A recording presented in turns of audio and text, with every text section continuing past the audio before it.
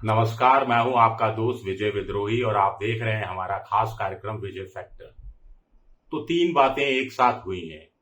पहली, ट्रंप ने भारत पर 50% का ड्यूटी लगा दी है, टैरिफ लगा दिया है, जिसमें 25% तो टैरिफ है और 25% पेनल्टी है। दूसरी बात यह है कि ये खबर आने के साथ ही एक दूसरी खबर जर्मन के अखबारों से और जापान के अखबारों से के सौजन्य से हमारे सामने आती है, जिसमें कहा जाता है कि ट्रंप ने 4 बार मोदी को फोन करने की कोशिश की, लेकिन मोदी जी ने फोन नहीं उठाया। तीसरी खबर इसके साथ साथ आती है कि ट्रंप एक बार फिर भारत पर हमला करते हैं। इस बार मोदी का नाम लेकर हमला करते हैं और ट्रंप का ये कहना है कि टेरिफिक, मोदी से मैंने बात की और कहा कि मैं ट्रेड डील नहीं होने दूंगा। जब ऑपरेशन सिंदूर चल रहा था, मैंने पाकिस्तान से बात की और उनको भी यही धमकी दी। दोनों एक दूसरे के प्रति देश जो थे भयंकर नफरत से भरे पड़े थे और मुझे लगा कि ये तो न्यूक्लियर वॉर की तरफ ले जा रहे हैं। तो मैंने कहा कि साहब देख लीजिए, इतने टैरिफ लगाऊंगा कि सर चकरा जाएगा। अब ये चक्कर क्या है, ये समझ से परे है। कौन किसको चक्कर दे रहा है, कौन किसके चक्कर में पड़ गया था पहले और उस चक्कर से निकलने की कोशिश कर रहा है और ट्रंप चक्कर में फिर फंसाए जा रहे हैं। क्या ये मानकर चला जाए कि भारत ने जिस ढंग से रूस से तेल खरीदना जारी रखा है, जिस ढंग से भारत एससीओ की बैठक में जा रहा है, शी जिनपिंग से बात हो रही है, चीन के विदेश मंत्री भारत आ चुके हैं, भारत के विदेश मंत्री पुतिन से मिलने जा चुके हैं, तो क्या ये मानकर चला जाए कि ट्रंप को ये सब सहन नहीं हो रहा? क्या ट्रंप को ये लग रहा था कि भारत पर दबाव पड़ेगा, मोदी भागे भागे आएंगे, पैरों पर पड़ जाएंगे और अपना एक्सप्लेनेशन देना शुरू करेंगे? क्या ऐसा कोई वो उम्मीद कर रहे थे? इस बारे में बात करेंगे, लेकिन पहले एक चीज और स्पष्ट कर देते हैं। 4 फोन आने की बात, 4 बार फोन आया, मोदी जी ने फोन नहीं उठाया। स्वाभाविक है मोदी जी उस समय बिजी नहीं रहे होंगे, क्योंकि पहले नीचे के स्तर पर बातचीत हो जाती है, उसके बाद फोन आता है। अचानक ट्रंप ने फोन, मोबाइल हाथ में लिया, टक टक टक मोदी का नंबर मिलाया और हेलो मोदी, ऐसा कुछ नहीं होता ना, यहाँ इस तरफ से होता है। एक तो ये बात क्लियर हो गई। दूसरी बात इसके साथ साथ साफ हो गई कि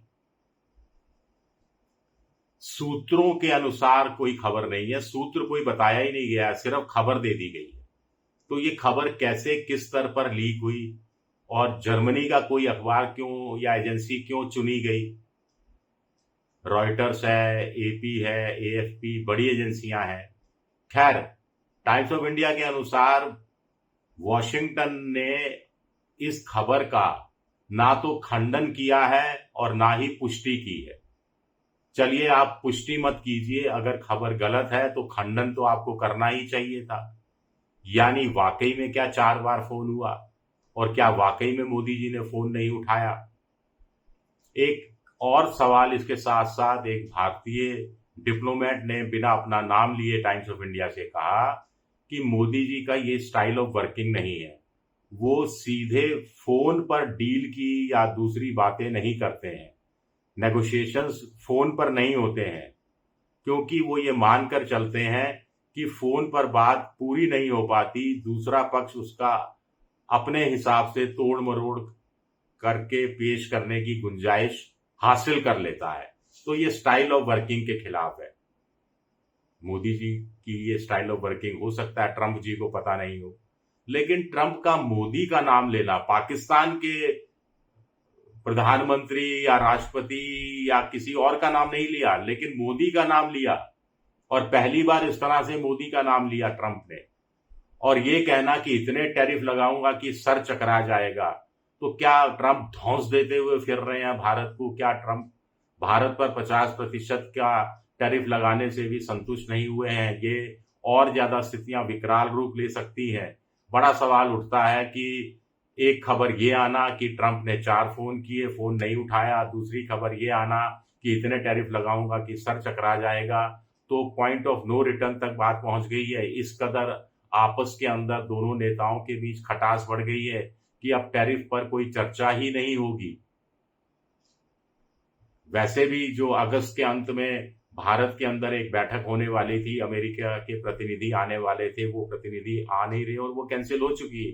अब तक वो बैठक हो जानी चाहिए थी, वो कहानी अलग है। लेकिन गुंजाइश तो बनी रहती है, संवाद तो बना ही रहता है। डिप्लोमेटिक चैनल से, पर्दे के पीछे के चैनलों से बात होती ही रहती है। भारत ने भारत के लिए लॉबी करने के लिए पहले अमेरिका में एक फर्म से सौदा किया था, जिसको करीब शायद $1.5 मिलियन प्रति माह दिया जा रहा था।